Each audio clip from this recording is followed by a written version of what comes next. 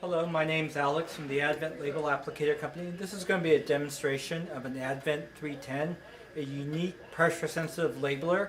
We're going to be demonstrating it with aluminum cans that are unfilled. We're putting a pressure-sensitive label, as you can see here, a very attractive, nice synthetic label. And it's fairly thick. And we're just going to go ahead, we're going to do a changeover to the 12-ounce can. We already have the machine set up for these larger cans, and I think 16 ounces, and we're just going to go ahead and start labeling it. So once the machine's threaded and adjusted, just simply insert a container, and unfortunately I put it in backwards, so let me just go ahead and correct that. So we just want it oriented the correct direction, just like that. Label goes on, and as you can see here, it sits there until you put the next container in there, and then it just rolls on out. And we just have it rolling out onto our counter right here. You can have that rolling out to an accumulating table, an empty box. Some people set up a conveyor line where it twists it back up to the vertical position. It's just going to roll out, and you can see there's a lot of flexibility there. And we went ahead and labeled those containers just like that. We've set up the carriage that's adjustable from 1 to 12 inches in diameter. And we have a standard overhead pressure arm which allows unfilled and to be pushed through or labeled without any problems. So you can do both filled or unfilled with the overhead pressure arm. And let me just get oriented here a little bit, and then we'll just go ahead and try to be as quick as possible with these cans. I imagine once you have everything set up correctly, we're probably looking at about 25 to 30 containers per minute. You can see that the label goes on in about a second. Just like that. Now we're going to run out of space on our roll through, so you can see here, it's putting those labels on without any bubbles or wrinkles. Looks absolutely fantastic. And I do notice I'm putting them upside down. I think somebody was adjusting our guides over the weekend. So what I'm going to go ahead and do, we have some more. I'll go ahead and pause the video, just correct everything, and then we'll go ahead and finish up the video. Okay, so we just reoriented the can for the different copy position. So we have 9 left, and we're just going to go ahead and label them as quickly as possible.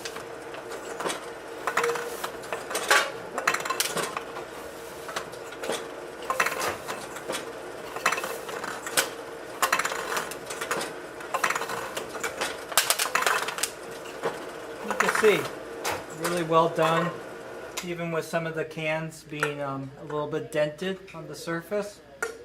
This label applies quite nicely, and even unfilled, it looks really, really great. Alright, so now we're going to go ahead and do a changeover. And so this part of the video will be a little bit longer. We're going to change over to these 12-ounce containers. So let me move the machine out. Okay. So the first thing we're going to do is remove the labels. This is your rewind system. This pulls up the waste material. Usually if I'm doing a mid-roll change, I'll pull out some of that material so you don't waste any labels. And then this just pops out. It's like a roll of toilet paper. It's spring-loaded. Usually you just want to get a little bit loose, and you can just pull it off. This goes back into place. These little notches. We also have an adjustable clutch here, mechanical clutch, so you can adjust the amount of tension that pulls up the waste material. Then we're going to take out our roll of labels. We have a brake arm system that keeps back pressure on the labels. That's what allows the label to be wrapped around the surface nice and tight. We have a brake arm spring, so you want to disconnect the brake arm spring. We do have a lot of tension because we're using a plastic label onto an aluminum surface. That's one of the key adjustments on this type of label surface. Okay. And once this, you can see, I could pull that through the machine.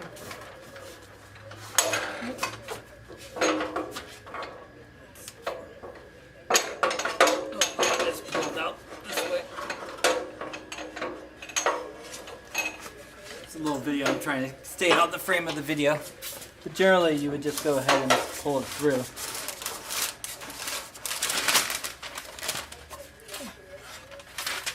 So there we go. We have label guides to simple thumb locks.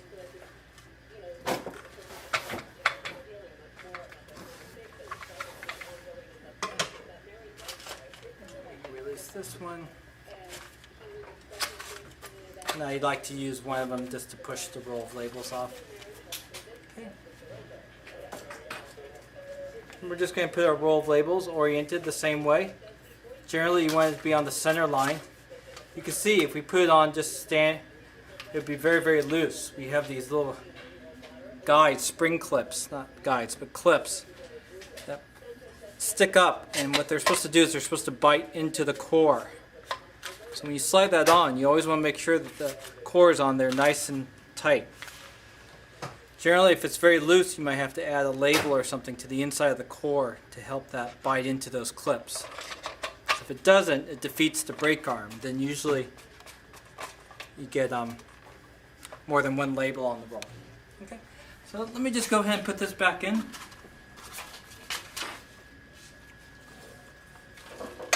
So generally, you want to put the towards me, away from the camera, the screen. You can see it just falls into place. Let me just double check, I can't see. Yes. So you can see it falls into that slot. Then we just go ahead and grab our backing material and pull it through. This rollout plate comes out just like that. And it goes underneath this idler. It has these webbing guides on them. Goes underneath this supporting shaft, towards the front of the machine, underneath this other idler with these webbing guides, underneath, and you pull up. Then we have our peel bar, which has Teflon tape on it. Just pops on out, just lift up, and then put it back with the sharp edge facing up and towards the white rollers. Falls back into those two little notches. You can see it's nice and even across. And generally, I like to just put a little point and put it between those two matte black rollers. One's a 4-inch drive roller and the other is an 8-inch pinch roller.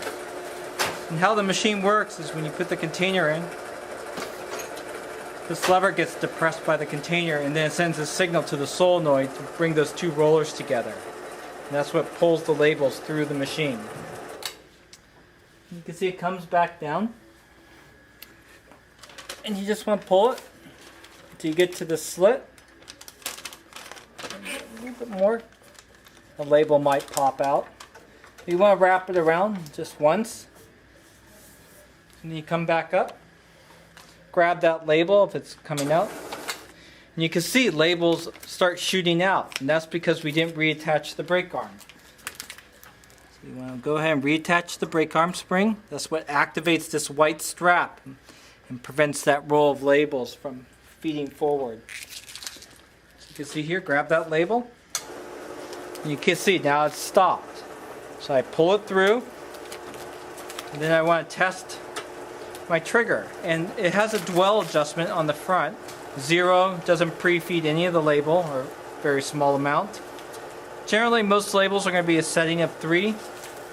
We want about 25% of the label to be fed out. You can see there, and when I pull it out, I can feel a lot of back pressure. And that's good, because we want the label to be wrapped around nice and tight. So I'm going to do that twice. You're looking for the same amount. And that allows the labels to start to track up nice and straight. Once they've done that, you just move your webbing guides back in. It kind of locks the label into position. And you can do that in the rear. So generally a changeover will take about 3 to 5 minutes as you become more practiced.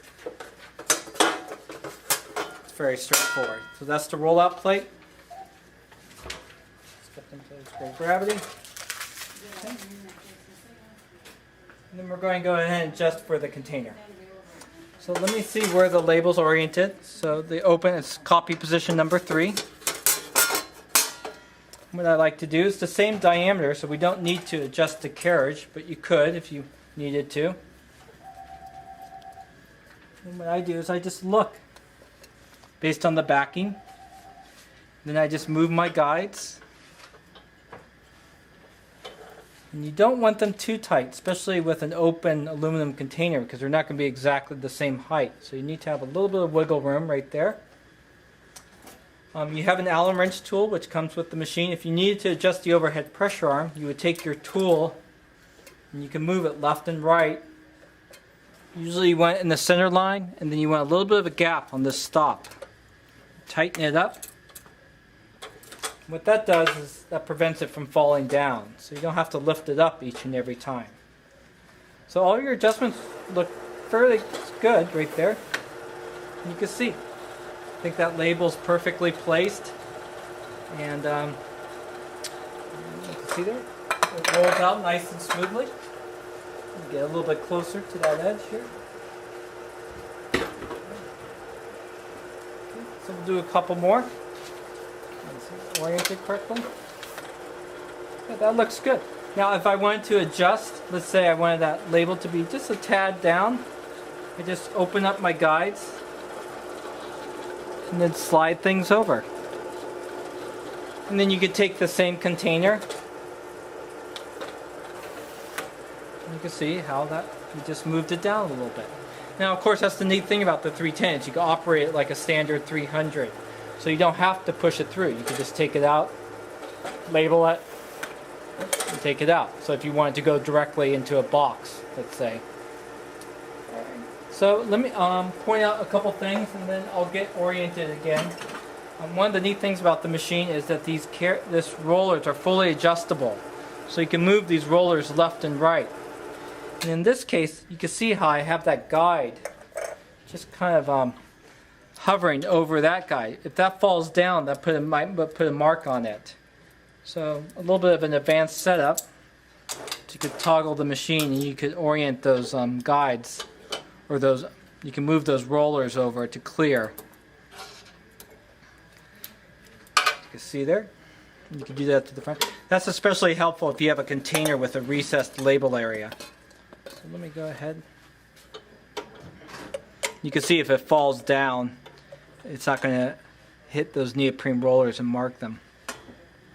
You can see, just tighten that up into place. It also allows this guide to go a little bit further down to get a little bit better clearance. Okay. Go ahead and label these. Yeah, so that's a really good setup for that container. So let me just go directly from the box. That right there. I do notice that sometimes these labels are creeping up a little bit, and that usually means that that core is not on that mandrel especially well. So I'm just going to go ahead and pause, make that fine adjustment, and then we'll go and finish up this video. Okay, so what I simply did was I actually, in this case, the clutch was pulling a little bit too hard, so I just opened it up a little bit so it's not pulling as tightly. Generally when you turn it on, it should just give a little bit but spring back into position. So you can see we don't have any label creep right there. So I'm just going to go ahead and start labeling these containers as quick as I can.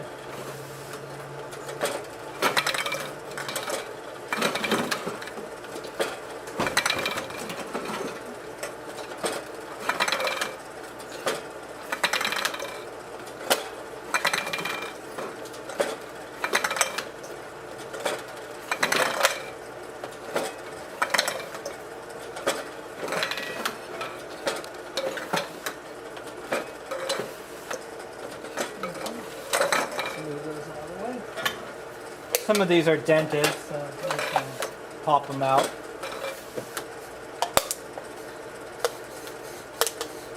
But again, you can see it's really quick. I think as long as the operator could get his hand on the container as quick as he can, you could probably do about 30 a minute comfortably. And you can see this one was fairly dented, but still did a fairly good job of getting that label on. You can see in there. Pop that dent out. But let's take a look at these other ones. And they look fairly good. You do have a little bit more room on the label. You could probably go about another 1/8 of an inch. You do want some clearance from the rounded edges, but again, pressure sensitive label on these unfilled aluminum containers look really good. And that's the Advent 310 push-through labeler. Thank you.